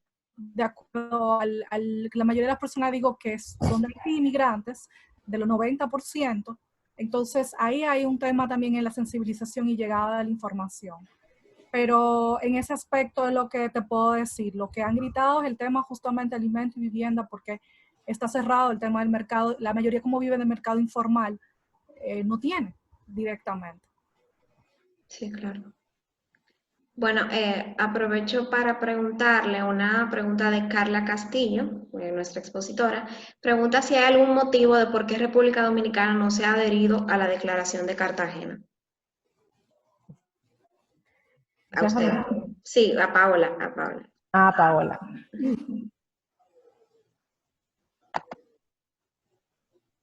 Ok, gracias. Miren, yo quería aprovechar esta y la otra pregunta justamente. Yo había comentado, otros países como México, Brasil, las CONARE han reconocido la condición de refugiado en base a Cartagena. Había dicho que República, Cuba, Panamá, pero ha participado en el Plan Brasil. No es parte, son de los pocos, de los 15 han ratificado y nosotros no. Y se puede hacer vía jurisprudencia. Costa Rica no lo hizo y la Suprema Corte de la Sala Constitucional de Costa Rica aceptó la declaración de Cartagena por jurisprudencia simplemente. Entonces la CONARE, en virtud también del control de convencionalidad del sistema interamericano, puede fallar y reconocer el estatus de refugiado con el concepto extendido de Cartagena, que es la que habla de una situación generalizada de violación masiva de derechos humanos o de conflicto, y por el tema sanitario o el tema de alimentación. Es posible, en voluntad, construir una jurisprudencia de la misma administración de la CONARE, que es un órgano administrativo autónomo dentro del Estado. Entonces, es posible. Vuelvo y le digo, ya vino buenas prácticas en otros países al respecto que se pueden mirar. Incluso el Tribunal Constitucional de Colombia, México y Ecuador ha reconocido Cartagena nuevamente. Y quiero decir que también el tema de los 15 días es bueno que se esté trabajando en esto, porque Ecuador tenía los mismos 15 días para solicitar refugio en 2014 y Ecuador los declaró inconstitucional en su Tribunal Constitucional. Entonces, República, sí hay un trabajito que se está haciendo para poder eliminar el requisito de los 15 días de solicitud de asilo cuando tú entras o cuando deviene en estatus migratorio irregular. Okay, gracias. Bueno, quería agregar, políticamente en el 2019 fue cuando por primera vez República Dominicana votó contra Venezuela y en ocasión de las elecciones, porque República Dominicana nunca en la OEA votaba en contra de Venezuela o se abstenía. Y eso es un punto importante a tomar en consideración. Y también por el tema de la regularización o medidas hacia los venezolanos como diferente a Colombia, por ejemplo. Sí, claro. Hay una pregunta para la comisionada Yulisa Mantilla. Dice, de acuerdo con la resolución 1/2020 de la Comisión Interamericana, recomienda que en la parte de personas migrantes que los estados deben establecer mecanismos para proporcionar la liberación de las personas que actualmente se encuentran en centros de detención. ¿Cómo cuáles mecanismos y protocolos usted aconsejaría respecto a este tema? Pues los estados pueden tener normativas legales que les prohíban proporcionar esas liberaciones.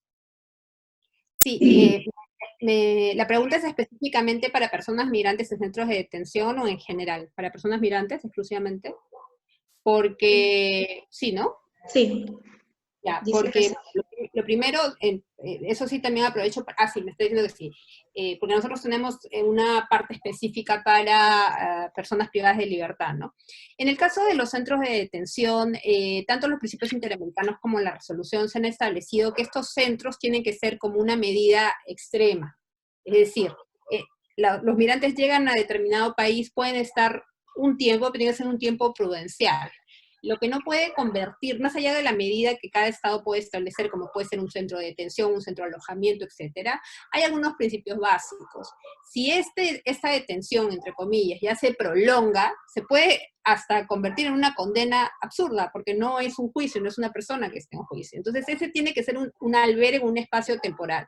En segundo lugar, los principios también prohíben que los niños, niñas, adolescentes estén en estos centros, ¿no? El interés superior del niño, de la niñez, establece que deben tener acceso a todos los demás derechos. Igual con las mujeres embarazadas, por ejemplo. Entonces, lo primero que había que hacer, más allá de la pandemia, es que la legislación interna de los diferentes países se adecúe a los principios interamericanos. Es normal que un Estado regule que cuando la persecución migrante, sobre todo cuando es masiva, pueda llegar y temporalmente esté en un refugio, en un albergue, pero ya llamarle un centro de detención, desde allí mismo nos está mandando un mensaje que no están, digamos, tan de acuerdo con los estándares, considerando además que, como se ha dicho, la persona va a entrar sin papeles, pero eso no significa que él pierda sus derechos, ¿no? Y yo solamente quería dar, además de esta pregunta específica, una recomendación o un comentario general por lo que he escuchado. Obviamente no conozco lo particular de República Dominicana, pero sí me parece muy importante que recordemos, ¿no? Todas las personas que estamos aquí, digamos, sobre todo las personas participantes en el webinar, cómo la nacionalidad no determina la dignidad de las personas. El que una persona tenga determinada nacionalidad, que haya tenido que salir de su país por determinadas circunstancias, no significa que las personas nacionales tienen más derechos, sino que las personas nacionales tienen, pues, documentos, políticas públicas, etcétera, pero eso no significa que su derecho sea mayor a la persona que no tiene los papeles, ¿no? O sea, eso es muy importante que lo recordemos. Como digo, los estados tienen todas las posibilidades y facultades de regular cómo van ingresando los migrantes, pero en esas regulaciones tienen que contemplar los principios de derechos humanos. Bien, muchas gracias. Tengo otra pregunta para la magistrada Danisa. Es de Ansel Sierra.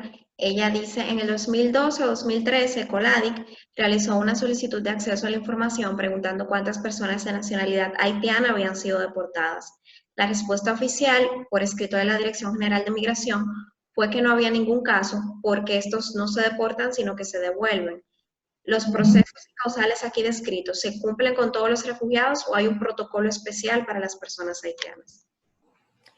Efectivamente, en el año de 1999 hubo una convención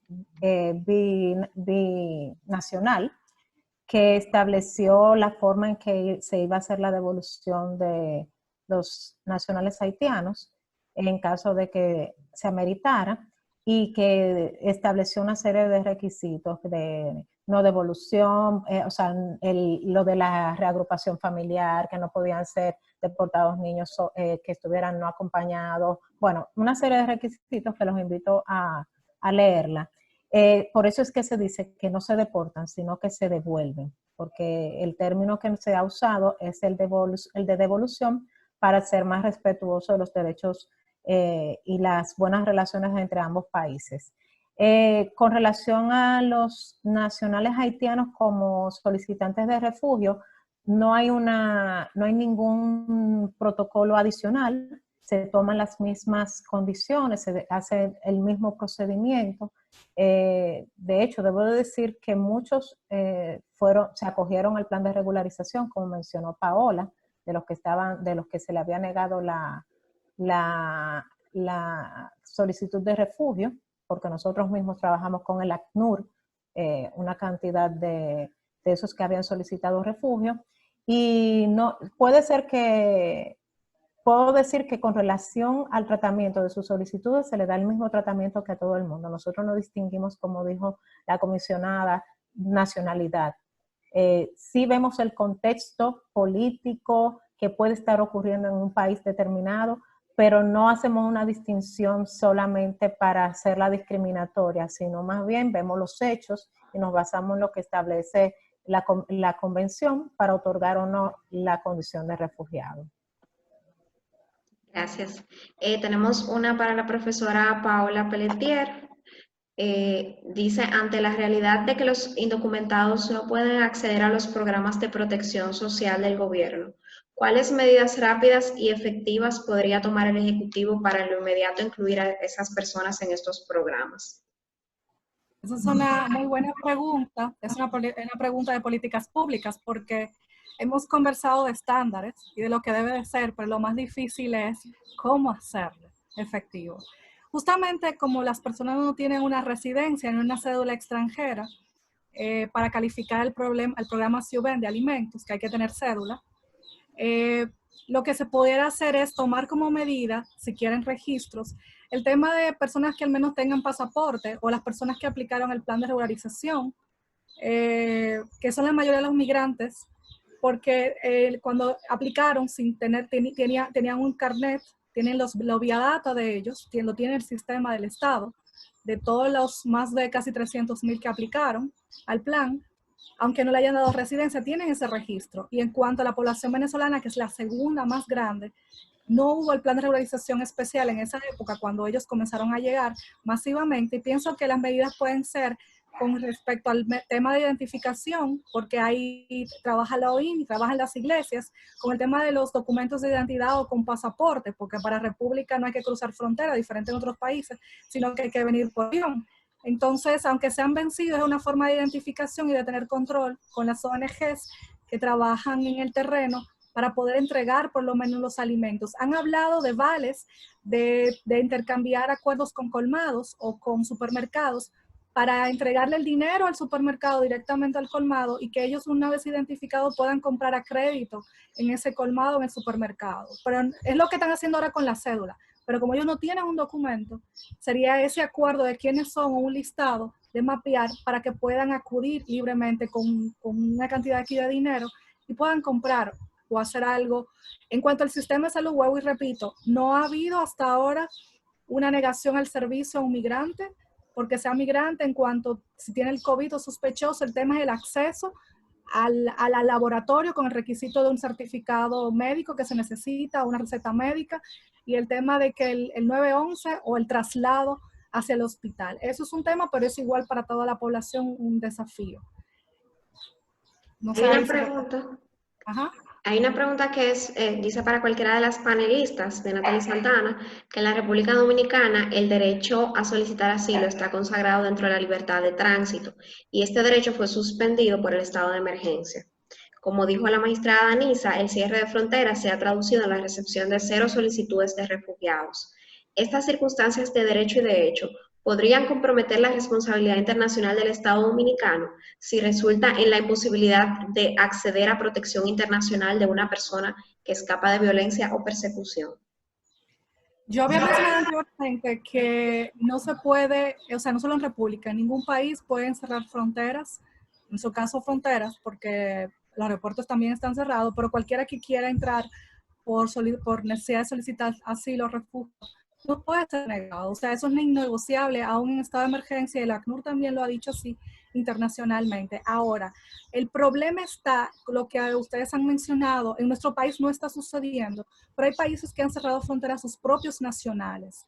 Es decir, yo no diría que es una privación arbitraria de la nacionalidad o una negación, pero República no lo está viviendo, pero otros sí, justificando el tema de seguridad por el tema de la pandemia. Y eso es otro tema también relacionado a cierre de fronteras. Ahora, sí pueden resolver, dictar la CONARE una resolución, justamente llenar un vacío jurídico, de decir que no se apliquen los 15 días, sino que se reciban las decisiones por estado de emergencia, las solicitudes de asilo, con una persona 24 horas, una persona que esté atendiendo las solicitudes focales. Es un tema de coordinación interinstitucional y también de capacitación de los actores, de saber cuando una persona realmente está en necesidad de protección desde Haití. Hay otro problema que no hemos mencionado y que en otros países está sucediendo, por ejemplo, venezolano en Colombia, es los retornados hacia Haití. Aquí hay personas, los haitianos sobre todo, de personas de construcción, de turismo, de Punta Cana, incluso están regresando a Haití por la situación de la pandemia. Eso es otro tema de retorno